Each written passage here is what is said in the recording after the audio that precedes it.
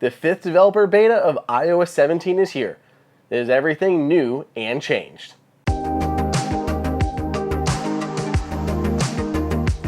Welcome everybody to Apple Insider. It is Andrew here, and Apple has released the 5th developer beta of iOS 17.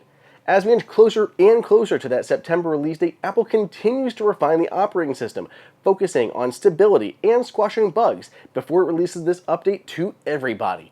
But even though we are getting close to that release date, Apple still has more features and enhancements to make to the update. And I'm going to show you everything that is new in this 5th beta.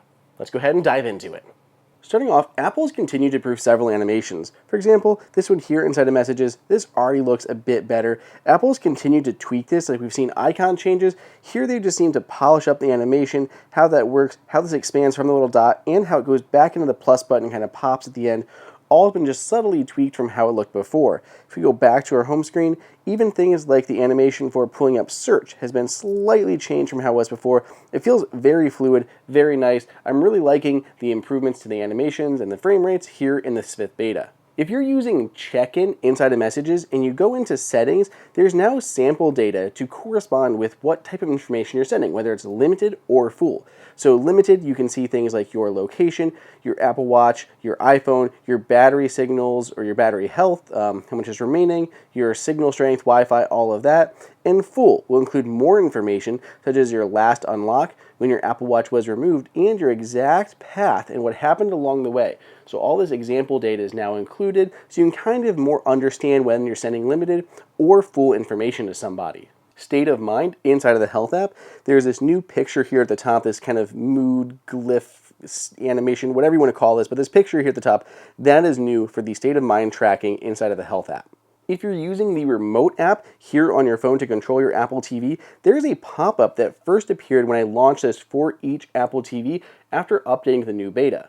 Here is what it looked like. I managed to grab a screenshot, and funny enough, I actually had this appear for me in beta 4, but it disappeared immediately before I could even grab a screenshot. Now it will actually show up here, but I can't, it doesn't go away automatically. Once I tap on it, it disappears and it's gone, but I still see no way to actually track your remote. It's not in the Find My app at all. It's supposed to be here inside of the actual control, the remote control app, but it's not. So maybe coming here in the 6th beta, but now we at least have a little modal alert to correspond to it. Safari seems to have some new icons for different actions here inside of the Shortcuts app.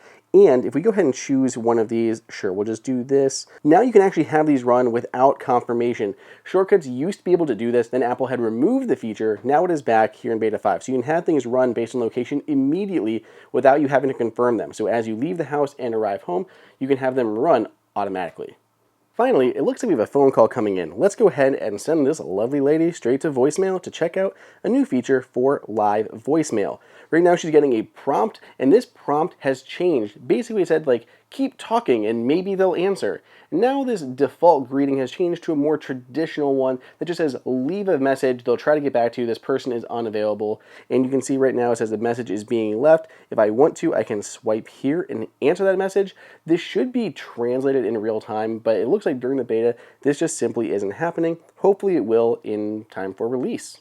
Here we can see the transcript inside of the phone app, and this is what would show on the lock screen if that live transcript was working. But again, the only thing that's really been changed now is this actual greeting on the default option.